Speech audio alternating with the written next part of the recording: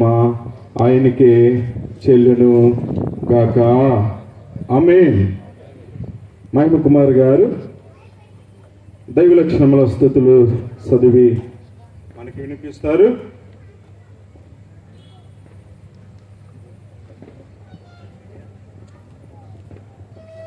దైవలక్షణముల స్తుతి.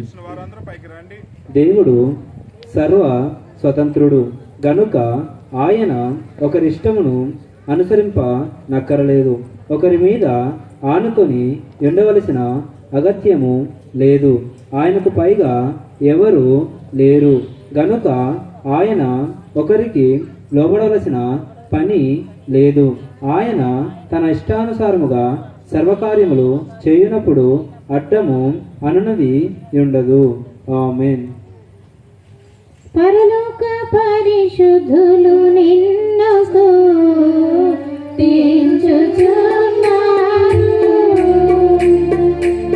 పరలోక పరిశుద్ధులు నిన్ను స్తుతించుచున్నారు.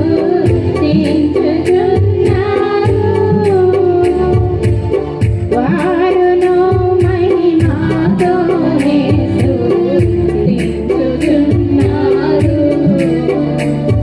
వారును మహిమతోనే స్తుతించుచున్నారు. దేవా నీవే స్తోత్రపాత్రుడవు. నీవు స్తోత్రపాత్రుడవు.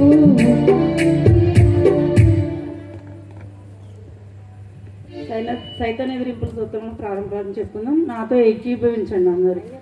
ఓ త్రియేక దేవుడైన తండ్రి, సాతానును ఎదిరించవలనని నీ వాక్య గ్రంథములో వ్రాయించినావు. ఇదిగో ఇప్పుడే నీ సన్నిధానమందు వాటిని ఎదిరించుచున్నాము. మా ఎదిరింపుల వలన సైతానుకు వేదన నిస్సత్తువ కలిగించుము. మా ఎదిరింపుల వలన నీకు మహిమ సంగమునకు జయము కలిగించుము. ఆమేన్.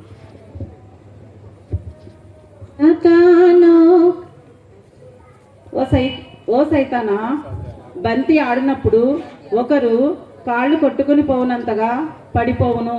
అయినను లేవనని అనుకొనరు. తక్కిన వారు వచ్చి లేవనెత్తురని అనుకొందురు. అలాగే సైతానా, నీవు ఒకరిని పడవేసినప్పటికీ వానిని లేవనెత్తుటకు బోధకులు, పరిశుద్ధులు, దేవదూతలు మొదలైన వారున్నారు. గనుక పడినను నిరాశపడనక్కరలేదు. ఎన్నో ఏండ్ల క్రిందట నీవు పడ్డావు. నిన్ను లేవనెత్తడానికి ఎవరైనా వచ్చినారా? ఒకరు పాపములో పడిపోయినప్పుడు క్షమించమన్న వెంటనే దేవుడు క్షమించును. అయితే నీవనవు, ప్రభువు నిన్ను క్షమింపడు. నీకెంత దుర్గతి! నేను పడిన ఎడల ఎప్పటికైనా సద్గతే.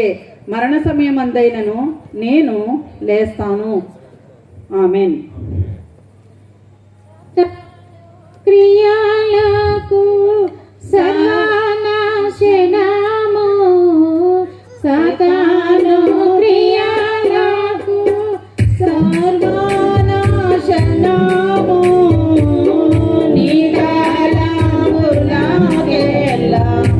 నెరవేర్పు నిజము, నీ తలంపులకెల్లా నెరవేర్పు నిజము.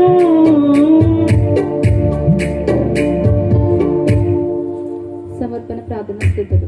తండ్రి, పాపము వలననే ఇబ్బంది, పేదరికము, అల్పుల పాలగుట సంభవించుచున్నది. ఇట్టిది నాకు కలిగిన ఎడల విశ్వాస మూలముగానే తొలగించుకొనుటకు పూనుకొన్నాను. ఆమేన్.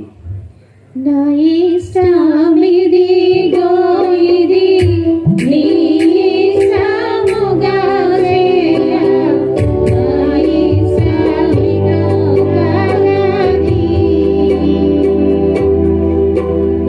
నా ఇష్టము నాటి నా హృదయం ఇదిగో నీదే. రాజకీయ సింహాసనం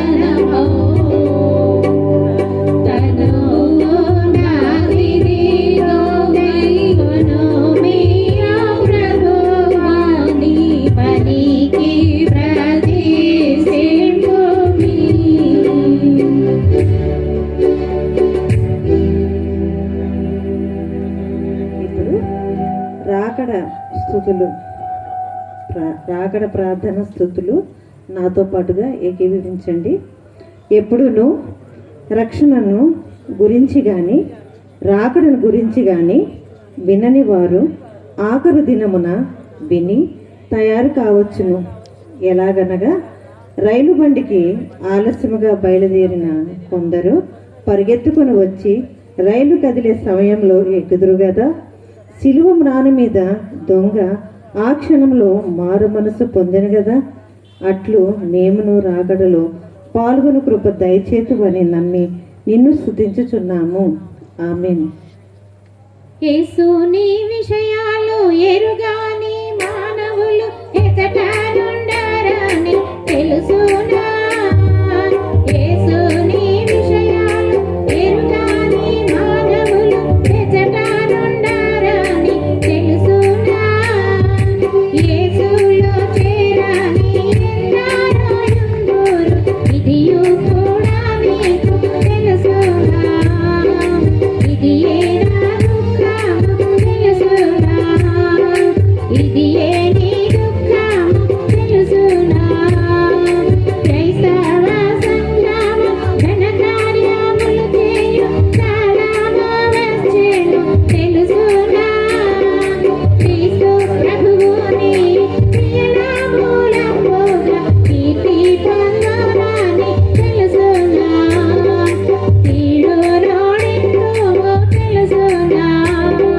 పిడుగు విడగొట్టెదము తెలుసునా. దేవుని స్తోత్రము. అందరి లేచి నిలబడమని చెప్పమండి. సంతోషం నిలబడి ఉన్నారు. మరి మన మధ్యన పాస్టర్ గారు నవరత్నాయి గారు ఉన్నారు. వారు వచ్చి ఎపిఎస్సి పత్రిక 14వ అధ్యాయము 3వ అధ్యాయము 14వ వచనము నుండి 12వ వచనం వరకు చదివి వినిపిస్తారు. నవరత్నాయి గారు వచ్చి అయ్యా వాక్యాన్ని స్పెట్స్. సరే, సంతోషము. మరి మన మధ్యనున్న పాస్టర్ గారు అయ్యా మీరు కూడా తేలేదా? దేవుని స్తోత్ర. సాధు చంద్రయ్య గారు వచ్చి మరి వాక్యాన్ని చదివి వినిపిస్తారు. రండి అయ్యా.